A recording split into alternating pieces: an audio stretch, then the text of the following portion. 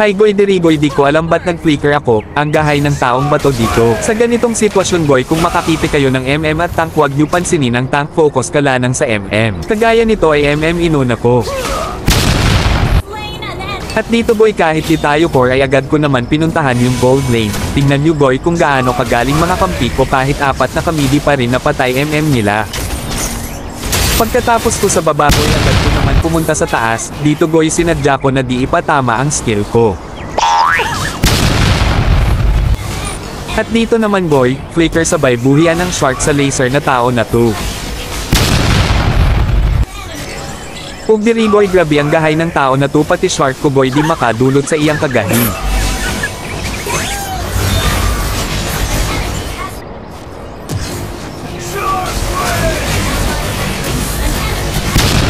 Boy, ang erong buwang nakakampi ko ay umiwas ng daan, natakot ang buwang, para kang si Oscar Anga ka, mas malaki pa ang takot mo kaysa sa tapang mo, kaya ako nalang Anga ka, alam ko naman ay wala ng flicker si Lila boy, agad ko naman sinundan, sabay shark. Ang laser man siguro, gahi ni ba, play care run na to sabay shark D.